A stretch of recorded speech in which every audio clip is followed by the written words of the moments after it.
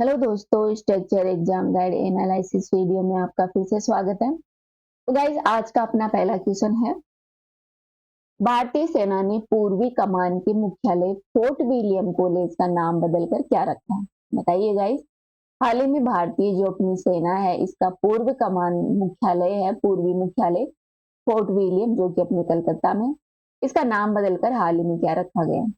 तो गाइज विजय दुर्ग नाम रखा गया है इसका हाल ही में। इसकी विस्तार से देखें तो कलकत्ता स्थित भारतीय पूर्वी पूर्वी कमान मुख्यालय फोर्ट विलियम, इसका औपनिवेशिक प्रतीक से मुक्त कराने के उद्देश्य से इसका नाम चेंज करके विजय दुर्ग रखा गया है। औपनिवेशिक शासन की याद दिलाता है गाइज फोर्ट विलियम, जिसका नाम चेंज कर दिया गया है। इसका नाम महाराष्ट्र के जो प्राचीनतम सिंधु दुर्ग है उस किले के नाम पर रखा गया है, जो कि छत्रपति शिवाजी के अधीन मराठा सैनिक अड्डा हुआ करता था। ठीक है। इसके अतिरिक्त गाइस किले के अंदर स्थित एक कीचनर हाउस है। क्या है? कीचनर हाउस। इस कीचनर हाउस का नाम बदलकर मानेकेशा हाउस और सेंट जॉर्ज गेट का नाम बदलकर शिवाजी गेट किया गया। ठीक है। कीचनर हाउस का नाम किया गया है मानेकेशा हाउस, और सेंट जॉर्ज गेट का नाम बदलकर किया गया शिव घाटी गेट, शिवाजी गेट। ठीक है, Shivaji gate. Fort William College के बारे में बात करें तो गाइस फोर्ट विलियम कॉलेज है वो अपने कलकत्ता में स्थित है। कलकत्ता का जो हुगली नदी है, हुगली नदी का जो पूर्वी तट है वहां पर ये लोकेटेड है, जिसका नाम मूलतः इंग्लैंड के जो राजा विलियम तटीय थे उनके नाम पर रखा गया था। ठीक है। इस किले का मूल रूप से निर्माण है वो अंग्रेजों ने करवाया था, सर जॉन गोल्ड सबरू ने, लगभग 1696 ईस्वी में, और ये 1706 के आसपास बनकर पूरा तैयार हो गया था। तो अंग्रेजों के सर जॉन गोल्ड सबोर ने इसका निर्माण करवाया था 1696 ईस्वी में। ठीक है दोस्तों, यह कलकत्ता की घेराबंदी के दौरान क्षतिग्रस्त हो गया था 1756 के आसपास, जब सिराजुद्दौला ने अंग्रेजों को यहाँ पर पराजित किया था। अंग्रेजों और सिराजी के बीच में 1756 के आसपास लड़ाई हुई थी, तब इसे क्षतिग्रस्त कर दिया गया था। फिर बाद में 1757 में प्लासी का युद्ध हुआ था, जिसमें रॉबर्ट क्लाइव ने 1758 और 1781 के बीच में इसका पुनर्निर्माण करवाया था। ठीक है। तो प्लासी का युद्ध हुआ था सिराजुद्दौला रॉबर्ट क्लाइव आदि के बीच में 1757 में, जिस दौरान ये क्षतिग्रस्त हो गया था। बाद में रॉबर्ट क्लाइव ने इसे 1758 से 1781 के बीच में इसका पुनर्निर्माण करवाया था। दोस्तों, इसका महत्व क्यों है हिस्ट्री में? क्योंकि यहाँ पर 1756 में ब्लैक होल की घटना घटित हुई थी। ब्लैक होल में क्या हुआ था, ये जो कलकत्ता का फोर्ट विलियम कॉलेज है, फोर्ट विलियम जो ये दुर्ग है, यहाँ पर सिराजुद्दौला ने क्या किया था, बहुत सारे लोगों के इसमें कमरे में बंद कर दिया था और बहुत सारे लोगों की डेथ हो गई थी, जिसे ब्लैक होल घटना के नाम से जाना जाता है।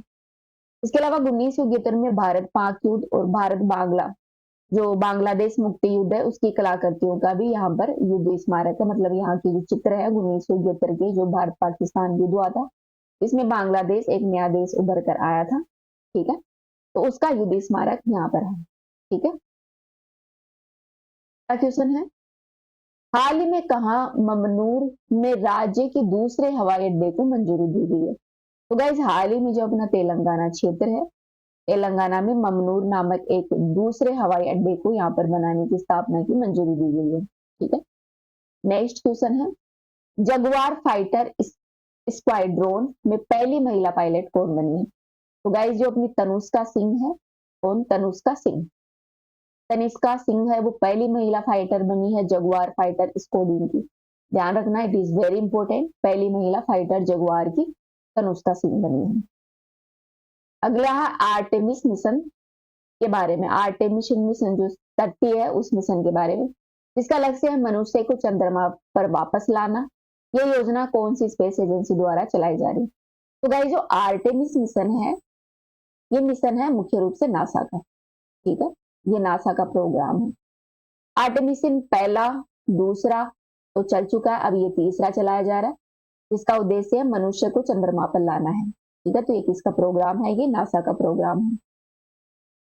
अगला क्वेश्चन है, किस स्वतंत्रता सेनानी को लोक नायक के नाम से जाना जाता है? तो गाइस यहाँ पर दे रखे हैं, ये राजस्थान के मुख्यमंत्री हैं, चारों ऑप्शन, मोहनलाल सुखाड़िया, जय नारायण व्यास, हीरालाल शास्त्री और हरिदेव जोशी। इनमें से कौन है जिनको लोक नायक के नाम से जाना जाता है? तो जय नारायण व्यास है, इनको लोक नायक के नाम से जाना जाता है। दोस्तों इन चारों व्यक्तियों के बारे में अपन चर्चा करते हैं। सबसे पहले देखते हैं जय नारायण व्यास के बारे में। 1899 से 1963 तक ये रहे थे, जो कि भारतीय राजनीतिज्ञ थे और राजस्थान के तीसरे मुख्यमंत्री रहे हैं। दोस्तों ये जोधपुर शहर के थे, जहां पर इन्होंने भारतीय राष्ट्रीय कांग्रेस पार्टी के प्रतिनिधि नेता थे। साथ ही राजस्थान का एक पत्र था तरुण राजस्थान, इसके ये संपादक भी रहे थे। 1951 में इन्होंने अपना पहला विधानसभा चुनाव लड़ा था, जिसमें ये हार गए थे। ठीक है। इसके बाद में ये 2 बार राजस्थान के मुख्यमंत्री भी रहे। ठीक है। राजस्थान के तीसरे मुख्यमंत्री रहे। कितनी बार रहे? 2 बार रहे। पहली विधानसभा 1951 में उन्होंने चुनाव लड़ा था, जिसमें ये हार गए थे। दोस्तों जयनारायण व्यास है वो मारवाड़ हितकारिणी सभा के सक्रिय सदस्य भी थे, जो कि अंग्रेजों और गैर जोधपुरी शासकों के खिलाफ लड़ने वाला एक महत्वपूर्ण संगठन था, मारवाड़ हितकारिणी सभा। फिर मारवाड़ लोक परिषद भी एक परिषद थी, जिसकी स्थापना 1937 में जय नारायण व्यास ने की थी, और जय नारायण के साथ कुछ राजनीतिक प्रतिद्वंदी थे, उन्होंने मिलकर की थी। तो मारवाड़ लोक परिषद और मारवाड़ हितकारिणी सभा, इनसे जुड़े हुए थे जय नारायण व्यास। ठीक है। आगे है मोहनलाल सुखाड़िया। दोस्तों मोहनलाल सुखाड़िया का टाइम पीरियड रहा 1916 से 1982 के बीच में। ये भारत के प्रमुख राजनेता थे। इनका जन्म है वो 1916 में झालावाड़ में हुआ था, और मृत्यु है वो बीकानेर में 1982 में हुई थी। दोस्तों ये राजस्थान में सर्वाधिक समय तक रहने वाले मुख्यमंत्री थे। लगभग इन्होंने 17 साल तक राजस्थान के मुख्यमंत्री के पद के रूप में कार्य किया है। ठीक है। तो अब तक के सर्वाधिक कार्यकाल पूरा करने वाले, सर्वाधिक टाइम तक मुख्यमंत्री रहने वाले मोहनलाल सुखाड़िया हैं। इसके अलावा गाइज ये है 1954 से 1972 तक राजस्थान में मुख्यमंत्री रहे थे। इसके अलावा कर्नाटक, आंध्र प्रदेश, तमिलनाडु, साउथ के 3 राज्य हैं, कर्नाटक, आंध्र प्रदेश और तमिलनाडु। इन 3 राज्यों के ये राज्यपाल भी रहे थे। इसके साथ ही गाइस 38 साल की उम्र में ये जो मोहनलाल सुखाड़िया है वो राजस्थान के मुख्यमंत्री बन गए थे। साथ ही राजस्थान में इन्होंने बहुत सारे बड़े-बड़े सुधार किए, विकास कार्यक्रम किए। इस कारण इनको राजस्थान का आधुनिक संस्थापक भी कहा जाता है, आधुनिक राजस्थान का निर्माता कहा जाता है।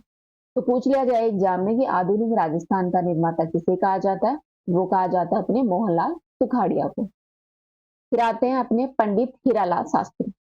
दोस्तों पंडित हीरालाल शास्त्री है वो 1899 से 1974 तक इनका कार्यकाल रहा। ये राजस्थान के स्वतंत्रता सेनानी थे, साथ ही राजनेता थे और वन स्थली विद्यापीठ के संस्थापक भी थे। ये राजस्थान के प्रथम मुख्यमंत्री थे। 30 मार्च 1948 को बने थे और 1951 तक रहे थे। ठीक है। तो हीरालाल शास्त्री वो राजस्थान के प्रथम मुख्यमंत्री थे। इनकी आत्मकथा का नाम है प्रत्यक्ष जीवन शास्त्र, और इनका प्रसिद्ध गीत है परले प्रतीक्षा नमो नमो, वो 1930 में इन्होंने लिखा था। ठीक है। राजस्थान के प्रथम मुख्यमंत्री तो ये थे ही। 7 अप्रैल 1949 को गाइस इन्होंने मुख्यमंत्री की शपथ ली थी, और इनका जन्म है वो जयपुर के जोबनेर में हुआ था। गाइस ये जो प्रधानमंत्री बने थे, पहले जो सीएम का पद होता था उसको प्रधानमंत्री के नाम से जाना जाता था, और जब संविधान लागू हुआ तो जो पीएम का पद है वो सीएम के पद में तब्दील हो गया। ठीक है। साथ ही जो अपने जयपुर प्रजा मंडल है इसके सक्रिय सदस्य भी रहे थे। भारतीय डाक और तार विभाग ने गाइस नवंबर 1976 में पंडित हीरालाल शास्त्री है, इनके सम्मान में एक स्मारक डाक टिकट भी जारी किया था। ठीक है। 1929 में हीरालाल शास्त्री ने गाइस दूरस्थ और जो पिछड़े गांव है वहां पर वन स्थली जयपुर का चयन किया, और जीवन कुटीर उद्योग की, जीवन कुटीर है उसकी स्थापना की थी। तो जीवन कुटीर की स्थापना किसने की थी? ये की थी अपने हीरालाल शास्त्री ने 1929 में। साथ ही वन स्थली विद्यापीठ की भी इसने स्थापना की थी। यहाँ पर गाइस इन्होंने सामाजिक कार्यकर्ताओं के लिए एक समूह की, उनको ट्रेनिंग दी, और ग्रामीण पुनर्निर्माण कार्यक्रम है वो भी इन्होंने लागू करने के प्रयास किए। 1937 में वो जयपुर राज्य प्रजामंडल में शामिल हुए और 2 बार इसके महासचिव रहे तथा 2 बार राष्ट्रपति भी चुने गए। 1939 में इन्होंने भारतीय जो स्वतंत्रता है उसकी उपलब्धता के लिए प्रजामंडल सत्याग्रह का नेतृत्व किया, और साथ ही इनको 6 महीने की जेल भी हुई थी। 1947 में अखिल भारतीय राज्यों के लोगों के सम्मेलन का जो सम्मेलन हुआ था, इसके महासचिव इनके नियुक्त किए गए थे। इसका अखिल भारतीय राज्यों के लिए जो लोगों का सम्मेलन हुआ था, उसके महासचिव कौन थे? हीरालाल शास्त्री। लास्ट में अपन देख लेते हैं हरिदेव जोशी के बारे में। दोस्तों, हरिदेव जोशी है वो 1921 से 1995 के बीच में इनका टाइम पीरियड रहा, जो कि स्वतंत्रता सेनानी और भारतीय राष्ट्रीय कांग्रेस के नेता भी रहे हैं। इनका जन्म है वो खादू नामक गांव में हुआ था, जो कि वर्तमान के बांसवाड़ा में है, और इनका निधन है वो 1995 में बंबई में हुआ था। ये भारतीय राष्ट्रीय कांग्रेस के एक अच्छे खासे नेता थे, और ये 3 बार राजस्थान के मुख्यमंत्री रहे हैं। कितनी बार? हरिदेव जोशी है वो 3 बार राजस्थान के मुख्यमंत्री रहे हैं। ठीक है। इसके अलावा असम, मेघालय और वेस्ट बंगाल के ये राज्यपाल भी रहे हैं। ध्यान रखना, 3 राज्य हैं, असम, मेघालय और वेस्ट बंगाल। इनके गवर्नर भी रहे हैं हरिदेव जोशी। ठीक है। तो ये अपनी चर्चा की आज के एग्जाम गाइड एनालिसिस की। तो अभी इतना ही, कल फिर नए क्वेश्चनों के साथ मिलते हैं। Thank you.